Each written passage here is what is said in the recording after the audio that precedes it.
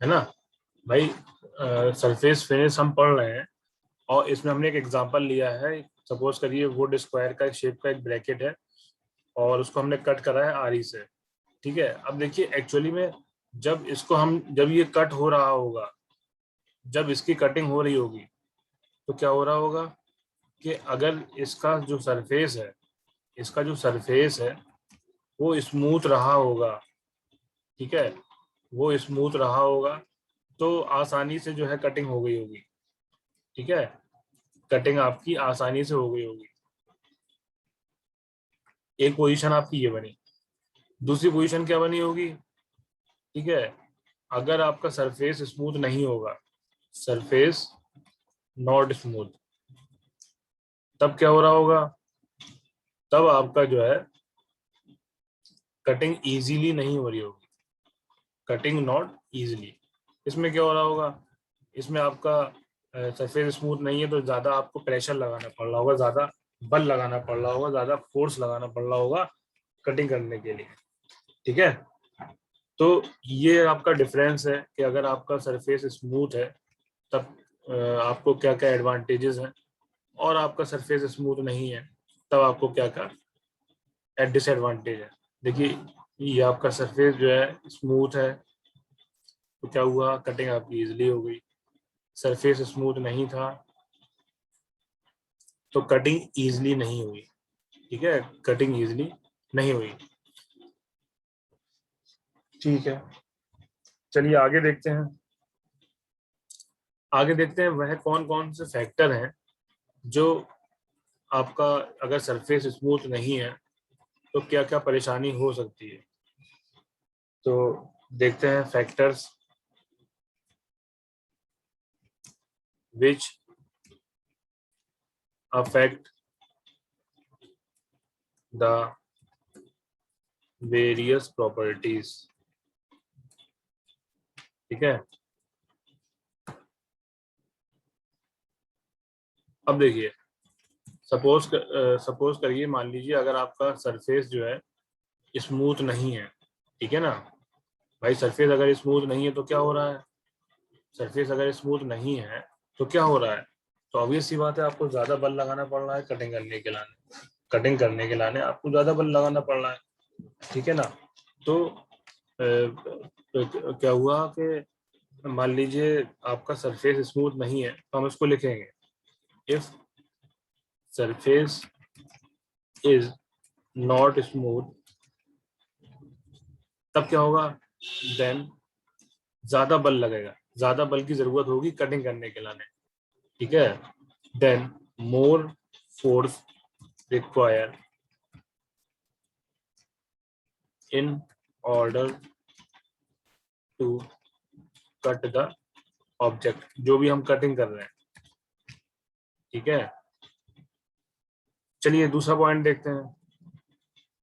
हम कंडीशन यही लेके चल रहे हैं कि हमारा सरफेस जो है स्मूथ नहीं है। ठीक है, हम यही कंडीशन लेके चल रहे हैं। तो दूसरी भी यही कंडीशन ले ली, अगर हमारा सरफेस स्मूथ नहीं है तो ऑब्वियस सी बात है ज्यादा बल लग रहा है। तो जब ज्यादा बल आप लगा रहे हो तो जो भी आपका टूल होगा जिससे आप कटिंग कर रहे हो तो वो खराब हो जाएगा जल्दी। है ना, यानी कि अगर आपका सरफेस स्मूथ नहीं है तब क्या होगा? Then it will decrease the tool life. Tool की लाइफ है ना, वो कम हो जाएगी। जो आपका जो भी टूल है उसमें जो पैनापन है, जो धार है, जो कटिंग करने की क्षमता है, तो वो क्या होगी? वो आपकी जो है कम हो जाएगी और कम हो जाएगी। ठीक है, ये हो गया। अब सपोज करिए एक वर्ड आता है आपका वाइब्रेशन। वाइब्रेशन, ठीक है, कंपन। अब मान लीजिए बहुत कभी कभार क्या होता है, बहुत सारे टूल जो है जब कटिंग करते हैं तो वो बहुत ज्यादा वाइब्रेट करते हैं, बहुत ज्यादा हिलते हैं। ठीक है ना, तो उससे भी आपका फर्क पड़ता है। और उससे भी क्या होता है, जो आपकी सरफेस फिनिशिंग है, ठीक है, वो खराब हो जाती है ना। जो सरफेस फिनिशिंग है जो हमें मिलना चाहिए वो नहीं मिलती है। चलिए और देखते हैं। ठीक है, और एक देखते हैं, एक टर्म आता है लुब्रिकेशन। लुब्रिकेशन, ठीक है ना। जैसे सपोज करिए जो नए नए घर बनते हैं उसमें क्या होता है, पत्थर पत्थर जो है बिछाया जाता है, ठीक है, जमीन पर। तो वहां पे क्या होता है कि पत्थर, ऑब्वियस सी बात है, पत्थर तो बहुत बड़ा आता है, उसकी कटिंग होती है। तो आपने देखा होगा जब कटिंग हो रही होती है तब क्या करते हैं वो, साइड से पानी की एक पतली सी जो है पाइप होता है, उससे पानी भी चल रहा होता है और कटिंग भी हो रही होती है। तो वहां पे पानी जो है एज अ ल्यूब्रिकेशन का काम करता है, ठीक है ना। जिससे क्या होता है, जिससे फ्रिक्शन कम होता है, और जो हीटिंग होती है, जो हीट एनर्जी होती है, ठीक है ना, क्योंकि जो हीट एनर्जी पैदा हो रही होती है जब कटिंग हो रही होती है आपकी, तो जो तापमान जो है बढ़ जाता है, तो उसको कंट्रोल करता है ल्यूब्रिकेशन। तो ये कुछ फैक्टर्स थे आपके जो क्या कहते हैं बहुत ज्यादा रिस्पॉन्सिबल थे। तो इसमें मेन फैक्टर आपका क्या कहते हैं, ये चार ही फैक्टर है, ठीक है ना। वाइब्रेशंस हो गया, लुब्रिकेशंस हो गया, ये सब आप पढ़ चुके हो पहले, ठीक है। और ये पॉइंट याद रखना है, अगर सरफेस स्मूथ नहीं है तो ऑब्वियस सी बात है ज्यादा बल लगाना पड़ेगा कटिंग करने के लिए, और अगर ज्यादा बल लगेगा तो ऑब्वियस सी बात है टूल की लाइफ कम हो जाएगी, है ना। तो ये हो गया, ठीक है। अब देखते हैं इसमें आगे क्या है। इसमें आगे नेक्स्ट हेडिंग है सरफेस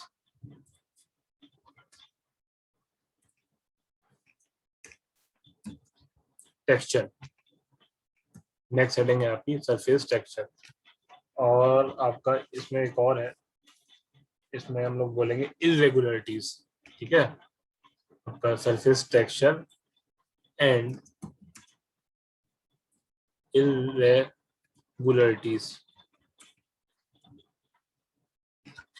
तो इसमें आपका क्या है, इसमें कोई बहुत ज्यादा टफ नहीं है। तो इसमें आप जो है बस ये देखेंगे क्या कहते हैं कैसे क्या हो रहा है, और जो सरफेस का जो भी आपका शेप है वो कैसा आ रहा है। तो इसमें हम लोग वही देखते हैं जो हमारा सरफेस टेक्सचर है, ठीक है। सरफेस टेक्सचर का आपका जो हिंदी में उसको बोलेंगे, हम लोग बोलेंगे सतहों की बनावट। इसका मतलब जो होता है सतहों की बनावट, सरफेस टेक्सचर का मतलब। और इरेगुलरिटी का मतलब होता है जो आपकी जो है शेप जो है डिस्टर्ब होता है, शेप आपका खराब होता है, ठीक है, बिल्कुल स्मूथ शेप आपको नहीं मिलता है, तो उसको बोलते हैं इरेगुलरिटीज। देखते हैं, समझते हैं क्या होता है, ठीक है। अब देखिए, सपोज करिए आपको ये, ठीक है ना, पॉइंट नंबर 1, और यहाँ पे आपको इस तरह से लाइन बनी हुई है, ठीक है। और यहीं पर आपको कुछ इस तरह से बना हुआ दिखाएगा,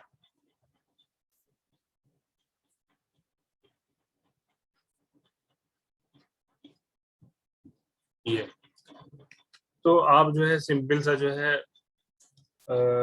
इसको सिर्फ देख के बता सकते हो कि ये जो फर्स्ट वाला पॉइंट है ना, ये जो फर्स्ट वाला पॉइंट है ये आपका स्मूथ है।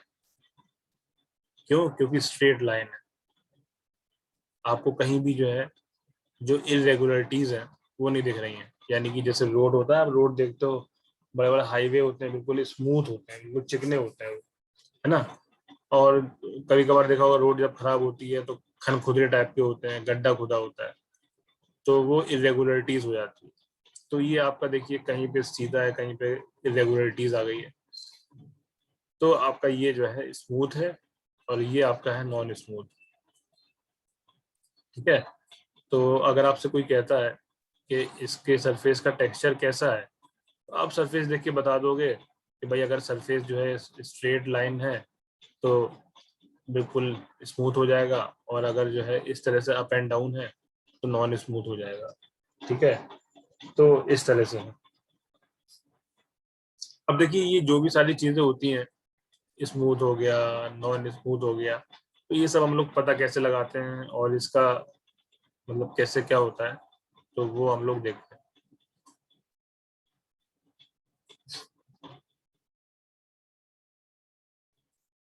अब देखिए ये जो भी है सरफेस टेक्सचर्स और आपकी इरेगुलरिटीज, तो ये चार तरह की होती है ना। जो इरेगुलरिटीज होती हैं वो चार तरह की होती हैं। पहला होता है आपका फर्स्ट ऑर्डर, पहला होता है आपका फर्स्ट ऑर्डर। इसको पहले मैं लिख देता हूँ फिर समझा दूंगा। दूसरा होता है आपका सेकेंड ऑर्डर,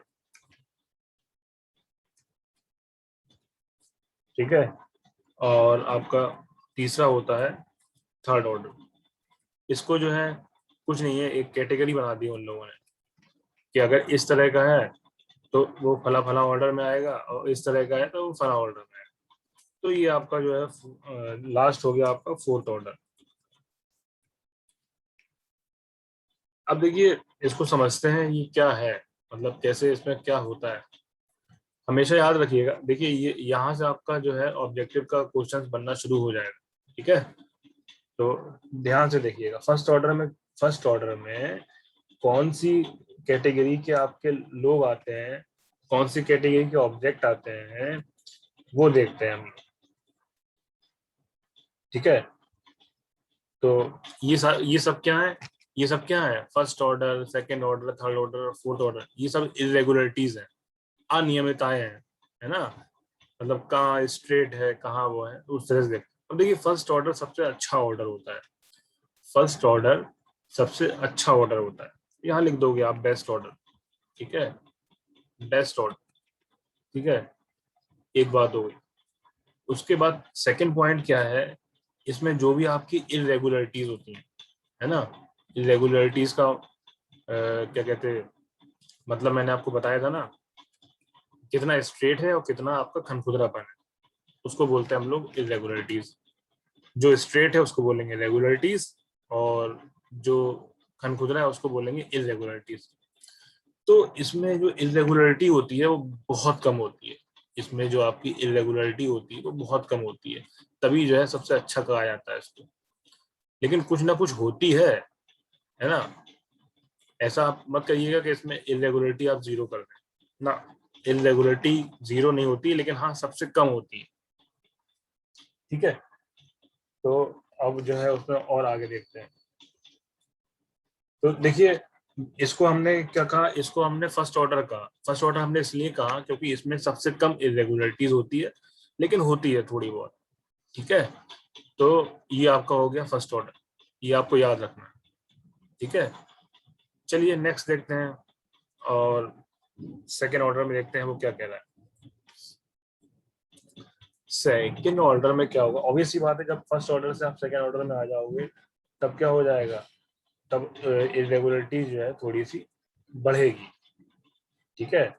तो अब देखते हैं इसमें, इसमें हमेशा याद रखिएगा, इसमें क्या होता है, इसमें जब ऑब्जेक्ट को आप काट रहे होंगे, ऑब्जेक्ट को आप काट रहे होंगे, समझ रहे हो बात को, ऑब्जेक्ट को जब आप काट रहे होंगे तब क्या हो रहा होगा इसमें, तब इसमें जो भी आपका आप यूज कर रहे हो, ठीक है, जो भी आप सपोज करिए आप कोई मशीन यूज कर रहे हो ऑब्जेक्ट को काटने के लिए, तो जो मशीन में वाइब्रेशन हो रहा होगा, जो मशीन में वाइब्रेशन हो रहा होगा, जो मशीन में कंपन हो रहा होगा, उसकी वजह से जो आपकी इरेगुलरिटीज आएगी, ठीक है, उसकी वजह से जो आपकी इरेगुलरिटीज आएगी, ठीक है, तो वो किस में आएगा, वो सेकेंड ऑर्डर में आएगा, वो किस में आएगा, सेकेंड ऑर्डर में। तो ये सेकेंड ऑर्डर ऑब्जेक्टिव में आपसे कैसे पूछेगा, ऑब्जेक्टिव में आपसे पूछेगा कि जो सेकेंड ऑर्डर की आपकी इरेगुलरिटीज है, तो उसमें क्या होता है, या उसमें जो आपका स्मूथ है वो क्यों नहीं होता है सरफेस, है ना। तो एक ये रहता है कि भाई वो मशीन वाइब्रेशन की वजह से स्मूथ जो है नहीं हो पाता है, ठीक है। तो ये हो गया आपका, तो ये बस आपको ये पता रखना है कि इसमें सेकेंड ऑर्डर में इरेगुलरिटीज क्यों होती हैं, क्योंकि मशीन वाइब्रेशन की वजह से नहीं होती। अब देखिए जब मशीन वाइब्रेशन कर रही है तो एक क्या होगा, सब जो भी आपका ऑब्जेक्ट होगा जिसको आप कट कर रहे होगे, तो उसके ऊपर कुछ जो है स्पॉट बन जाएंगे, इसको बोलते हैं हम लोग चैटरिंग, ठीक है। इसको हिंदी में बोलेंगे हम लोग, चैटरिंग को जब आप हिंदी में वो बोलेंगे तो बोलेंगे चटचटाहट, है ना। ये चटचटाहट की आवाज आएगी, चट चटाहट, इसकी आवाज आएगी, इस तरह की आवाज आएगी, ठीक है। तो ये हो गया। तो वो आपसे ये ऑब्जेक्टिव क्वेश्चन में पूछ सकता है कि चैटरिंग आपको कहाँ मिलती है, जो चैटरिंग होती है वो किस ऑर्डर में मिलती है, आप कह दोगे सेकेंड ऑर्डर में मिलती है, ठीक है। अब अब देखेंगे हम लोग इरेगुलरिटीज के बारे में।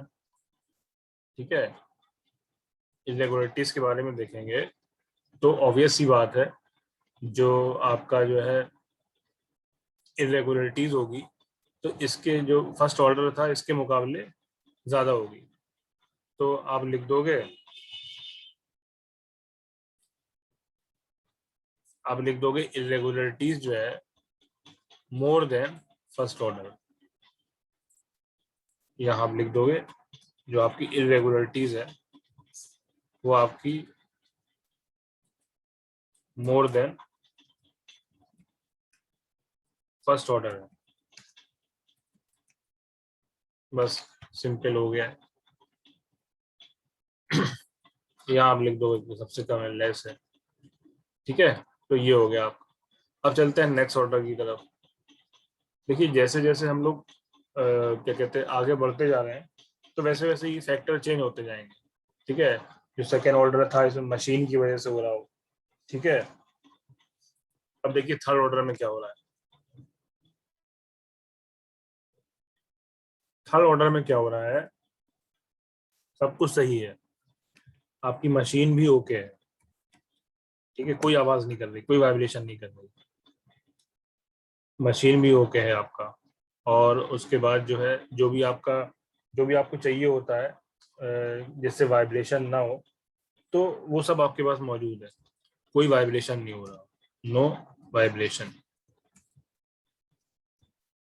सब कुछ सही है। लेकिन अब जब सब कुछ सही है तो ऑब्वियस सी बात है, जब ये थर्ड ऑर्डर में आ रहा है तो कुछ ना कुछ तो प्रॉब्लम होगी इसमें। तो एक्चुअली इसमें होता क्या है कि इसमें गलती जो होती है वो होती है जो जो आपका ह्यूमन, जो आपका वर्कर जो है कटिंग कर रहा होता है। ठीक है, जो आपका कारीगर होता है, जो वर्कर होता है, तो वो क्या कर देता है, वो कर देता है वर्कर जो है गलत तरह से कटिंग कर देता है। ठीक है, तो आप लिख दोगे worker is not able to cut properly, वो सही से कटिंग कर नहीं पाता है। अब इस वर्कर की वजह से जो आपका ऑब्जेक्ट है उसमें आ जाएगी आपकी क्या, इरेगुलरिटीज आ जाएगी। समझ रहे हो, उसमें क्या आ जाएगी, आपकी इरेगुलरिटीज आ जाएगी। तो अब बस, तो आपको ये याद रखना है जो थर्ड ऑर्डर होता है इसमें सब कुछ सही होता है। प्रॉब्लम कहाँ आती है, प्रॉब्लम आती है आपकी यहाँ वर्कर में। वर्कर को सही से काट करना आता नहीं है, इसकी वजह से इरेगुलरिटीज आ जाएगी जो कि ज्यादा होगी सेकेंड ऑर्डर।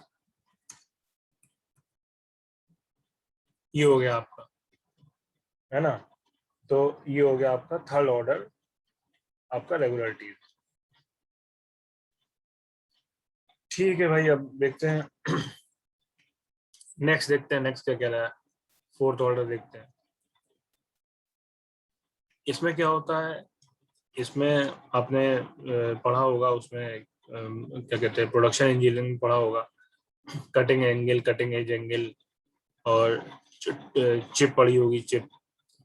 तो क्या होता है कि जब आप कटिंग करते हो तो कटिंग में क्या हो रहा था, सपोज करिए जब आप कटिंग कर रहे हो तो कटिंग जब होती है तो जो भी आप कट कर रहे हो तो वह ऑब्जेक्ट से कट, ऑब्जेक्ट का सपोज करिए आपने बहुत स्मॉल पीस को कट किया, है ना। आपका टारगेट ये है छोटे छोटे पीस आपको कट करने हैं जिससे जो है ऑब्जेक्ट आपका स्मूथ हो जाए, फिनिशिंग अच्छी हो जाए।